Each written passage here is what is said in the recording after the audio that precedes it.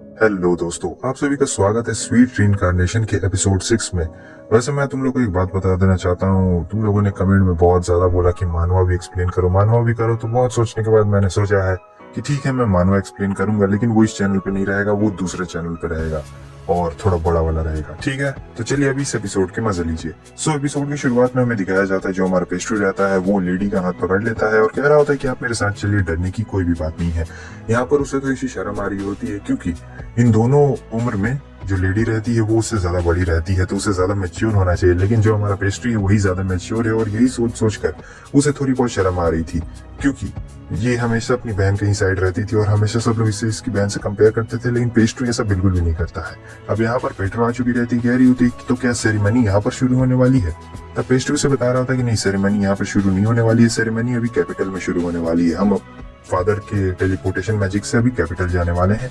तब वो लोग अंदर चले जाते हैं और लॉक कर लेते हैं। उसके बाद सभी लोग एक दूसरे का हाथ पकड़ते हैं और फिर वहां पर जो कैसरोल रहते हैं वो अपनी टेलीपोर्टेशन टेक्निक का इस्तेमाल करते हैं। और अगले ही पल हमें यह दिखाया जाता है कि वो लोग पहुंच चुके रहते हैं यहाँ कैपिटल में, जहाँ पर आना रहता है और बिल्कुल सुरक्षित रहते हैं। यहाँ पर सीन चेंज होता है, हमें एक बहुत पुराने से घर को दिखाया जाता है। ये हाउस ऑफ आर्मी होता है, आर्मी नहीं, आर्मी, ARMIE वाला। ये जो बंदा रहता है ये कुछ बंदों को ऑर्डर दे रहा होता है कि जाओ और पेट्रा को जाकर किडनैप करना है, क्योंकि डायरेक्ट नाम नहीं बताता है, बस बता रहा होता है कि किसी को किडनैप करना है, इसके लिए मैं तुम्हें 20 सोने के सिक्के देने वाला हूँ। लेकिन याद रखना, उस काम को पूरा करने के लिए थोड़ा मुश्किल होने वाला है। और फिर वो जो जिस बंदे को काम मिलने वाला था वो जान चाहता था कि आखिर क्यों इतने ज्यादा पैसे किस लिए। तब ये बताता है कि देखो, वो जो लेडी है वो नोबल है, यानी समझ ही सकते हैं आप, तो उसे पकड़ने के लिए इतनी ज्यादा कीमत दे रहे हैं। लेकिन फिर भी ये लोग जो चोर चक्के रहते हैं, जो किडनैप करने में माहिर रहते हैं, कह रहा होता है कि ठीक है, चिंता मत करो। और फिर जब ये लोग बाहर निकलते हैं तब एक बंदा कह रहा था, बॉस क्या आपको सचमुच लगता है कि वो हमसे ये चोरी किडनैपिंग करवाना चाहता है? चोरी तक तो ठीक है, लेकिन किडनैपिंग? तो उसका बॉस बताता है, देखो सबसे पहली बात तो मुझे ये लगता है कि वो हाउस कैडलेक को नीचे गिराना चाहता है, या फिर जो उसका पोता है उसे ही किडनैप करवा देगा और फिर वैसे वैसे काम कर देगा। लेकिन देखो, दूसरा ये हो सकता है कि सबसे पहले तो वो जो लेडी पेट्रा है उसे किडनैप करवाएगा और फिर लेडी पेट्रा को किडनैप करवा कर खुद ही जाएगा, हीरो बनकर उसे बचाएगा। और जब वो उसे हीरो बन के बचा देगा तब उनकी शादी टूट जाएगी और इन दोनों की शादी हो जाएगी, क्योंकि एक हीरो ने प्रिंसेस की जान बचाई है। क्योंकि देखो, ये जो दो तरफा चाल है ये बहुत समय से चला आ रहा है, तो इसमें कोई बड़ी बात नहीं है। यहाँ पर सीन चेंज होता है, हमें दिखाया जाता है कि एकदम पूरा प्लानिंग हो चुका रहता है, पूरा एकदम सेफ्टी के साथ सब लोग तैयार रहते हैं और खाने से लेकर सारा व्यवस्था इन्हीं लोग का रहता है। और यहाँ पर हमें दिखाया जाता है कि जो पेट्रो रहती है वो थोड़ी सी नर्वस हो रही होती है, उसे थोड़ा सा अजीब लग रहा होता है, पहली बार रहता है ना। तब तक पेस्ट्री वहां पे आता है और उसे उसके होने वाले फियांसे के बारे में बता रहा होता है कि मैंने उसे की पेंटिंग तो भेजी ही थी। वो कहती कि हाँ मैंने देखा है, वो बहुत ही ज्यादा हैंडसम भी है, मैं उससे पर्सनल में मिलने के लिए बहुत ही ज्यादा एक्साइटेड हूँ। पेस्ट्री कहता है कि हाँ क्यों नहीं। तब तक उसके फादर आ चुके रहते हैं, जो पेट्रा के फादर रहते हैं, कहते हैं चलो मिल लो कुछ लोगों से। और फिर यहाँ पर हमें दिखाया जाता है कि आ चुका रहता है शीट भी, जो कि कैसरोल से बात कर रहा होता है और बता रहा होता है कि सारी चीजें तो ठीक है लेकिन अभी कुछ ऐसे गड़बड़ है। और तब तक हमें दिखाया जाता है कि पेस्ट्री भी वहां पे आ चुका रहता है। तब उसके फादर उससे कह रहे होते हैं कि तुम लेडी का ख्याल क्यों नहीं रखते हो, जरा देखो उन्हें, देखने से ऐसा लग रहा है कि वो काफी ज्यादा थक चुकी है, तो तुम उन्हें रेस्ट रूम में क्यों नहीं ले जाते हो, क्योंकि उन्हें इस जगह के बारे में ज्यादा कुछ पता नहीं है। तब वो देखता है और कहता है अच्छा हाँ, मैंने तो उसके ऊपर ध्यान ही नहीं दिया था, ठीक है मैं चलता हूँ। और जो हमारा शीट रहता है वो उसे चिढ़ाते हुए कह रहा होता है कुछ गड़बड़ मत कर देना तुम दोनों। और यहाँ पर हमें दिखाया जाता है कि ये कह रहा होता है कि ठीक है चलिए, आप थोड़ा सा रिलैक्स क्यों नहीं हो जाती हैं, चलिए मैं आपको रेस्ट रूम में लेकर चलता हूँ। वो कहती है कि हाँ क्यों नहीं। और फिर ये दोनों चले जाते हैं। इधर हमें दिखाया जाता है पेट्रा का हो चुका रहता है सेरेमनी सैनिफिकेशन वाला और वो जाने लगती है, अब उसके मैरिज शुरू होने वाला था तो वो जा रही होती है। लेकिन इन लोग का ख्याल रहता है कि उसका जो गार्डिंग है वो काफी अच्छी तरीके से किया जाए, क्योंकि अभी भी बहुत ज्यादा खतरा उसके ऊपर बना हुआ है। कोई भी उसे किडनैप करने की कोशिश जरूर करेगा, क्योंकि बहुत बड़ा मौका है किसी के हाथ में। यहाँ पर सीन चेंज होता है, हमें दिखाया जाता है कि जो हमारा पेस्ट्री रहता है उसे काफी अनकंफर्टेबल फील हो रहा होता है, क्योंकि एक तो लेडी रहती है और साथ ही साथ उसकी जो पर्सनल मेड थी वो भी रहती है। वो पर्सनल मेड से कह रहा होता है अरे आप बैठ क्यों नहीं जाती हैं, मतलब खड़े क्यों है। लेकिन वो कह रही होती नहीं मैं ऐसे ही ठीक हूँ, क्योंकि मैं माई लेडी के सर्विस में हूँ, मैं यहाँ बैठने के लिए बिल्कुल भी नहीं आई हूँ। लेकिन इसे थोड़ा सा अजीब लग रहा होता है, क्योंकि उसकी नजर बिल्कुल इसी की तरफ थी। भले ही हमारा पेस्ट्री बच्चा था लेकिन वो किसी ठरकी की नजर से देख रही होती है, इसीलिए पेस्ट्री को अजीब लग रहा होता है। और साथ ही साथ ये एकदम खड़ी रहती है, कुछ बोलती भी नहीं है और जो लेडी रहती है वो कह रही होती है कि आपके चेहरे का लुक कितना ज्यादा डरावना हो चुका है। तब इसे अचानक से कुछ आवाज सुनाई दे रही होती है। ये थोड़े और गौर से सुनता है और लेडी से कह रहा होता है कि आपको यहाँ पर कुछ आवाज सुनाई दे रही है, लेकिन उन्हें कुछ भी आवाज सुनाई नहीं दे रही होती है। अचानक से हमें ये दिखाया जाता है कि जमीन के अंदर से बहुत तेज रोशनी निकल रही होती है और जब वो रोशनी हटती है तब हमें दिखाया जाता है कि नीचे एक बहुत बड़ा गड्ढा हो चुका है और दोनों उस गड्ढे में गिर गए रहते हैं। और तब तक वहां पर आते हैं कैसरोल, कह रहे होते हैं कि आखिर ये सब क्या हुआ। वो जो मेड रहती है वो उन दोनों को बता रही होती है कि ये अचानक से यहाँ पे गड्ढा हो गया। वो कहते हैं कि मेरा बेटा कहाँ है। तब वो बताती है कि मैं आपका बेटा भी माई लेडी के साथ में ही है। लेकिन जो शीट रहता कह रहा था डरने की ज्यादा जरूरत नहीं है क्योंकि पेस्ट्री भी उनके साथ है तो ज्यादा कुछ नहीं होने वाला है। और फिर जो हमारे कैसरोल रहते हैं वो भी कूद जाते हैं और कहते हैं रुको मैं अभी देख कर आता हूँ। जब वो नीचे जाते हैं तो उन्हें एकदम गुफा नजर आ रही होती है तो वो रोशनी की तरफ आगे बढ़ते हैं। इधर हमें दिखाया जाता है पेस्ट्री को, जिसकी नींद यहाँ पर खुल चुकी रहती है। वो आँख खोलता है और देखता है कि अरे मैं कहाँ पर हूँ, पहले हम सोफा पे बैठे हुए थे, अचानक से हम ये कहाँ पर आ गए। तब तक जो गुंडा रहता है वहां पर वो कहता है ओ बच्चे तो तुम्हारी आँख खुली गई।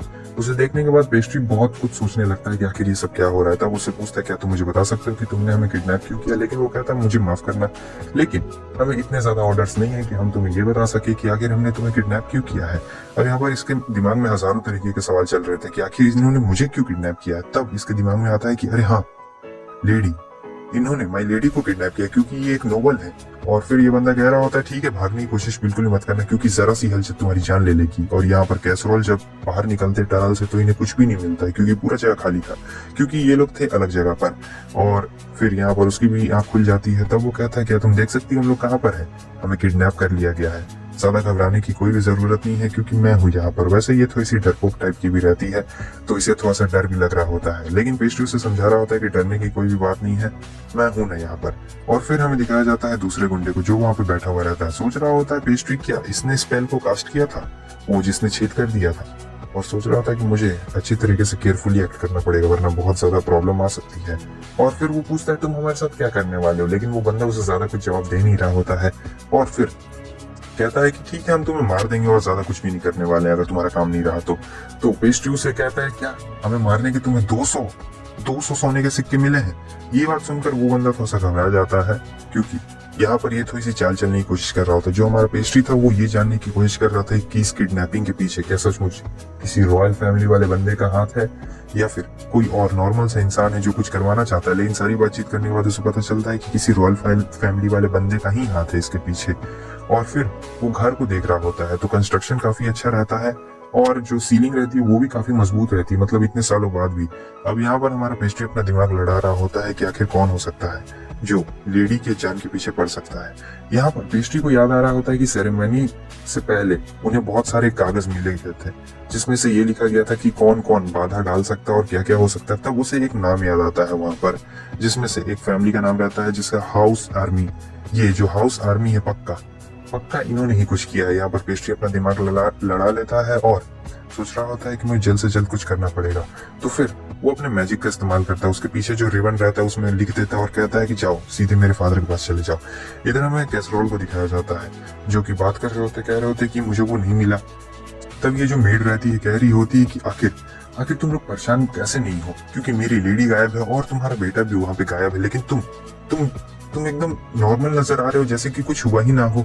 यहाँ पर एकदम वो लोग शांत कराने की कोशिश कर रहे होते हैं, लेकिन तब तक हमें दिखाया जाता है जो पेस्ट्री का रिबन रहता है वो यहाँ पर आ चुका रहता है और उस रिबन के ऊपर साफ साफ लिखा हुआ रहता है कि ये लोग हाउस आर्मी में हैं और इन लोगों को वहां पर जाना है। एकदम एग्जैक्ट लोकेशन ही वो बता चुका रहता है। और इधर दूसरी तरफ हमें दिखाया जाता है बॉस को जो कि काफी ज्यादा गुस्से में रहता है, कह रहा होता है कि मैं नहीं छोड़ने वाला हूँ। वो कहता है बंदा कि क्या हुआ बॉस। तब ये बॉस बताता है कि ये बेवकूफ सी लड़की, हमने गलत लड़की को किडनैप कर लिया और अब वो हमें पैसे नहीं देने वाला है। वो उसे नुकसान पहुंचाने जा रहा होता है, लेकिन तब तक पेस्ट्री उसके बीच में आ जाता है। लेकिन वो पेस्ट्री को अपनी स्वॉर्ड से मारता है एक जोरदार और वो सीधे दूर जाकर गिर चुका रहता है।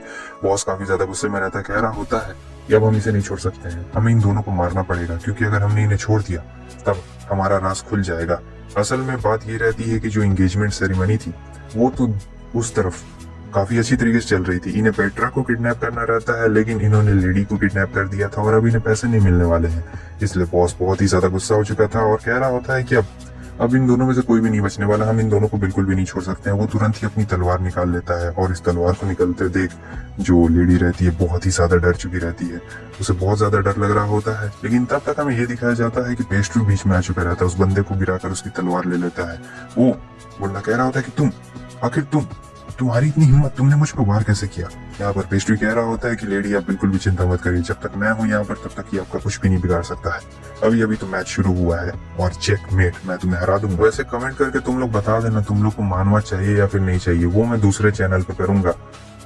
एकदम पूरा पूरा एक ही बार में पूरा वीडियो को खत्म कर दूंगा। वीडियो उसमें लंबी लंबी वाली रहेगी, एक ही बार में तुम लोग को मजा भी आएगा देखने में और मुझे भी बनाने में थोड़ी सी आसानी पड़ेगी। तो तुम लोग कमेंट करके बता देना तुम लोग को देखना है या फिर नहीं देखना है। और हाँ, वीडियो को लाइक शेयर सब्सक्राइब जरूर कर देना। फिर मिलते हैं, बाय बाय।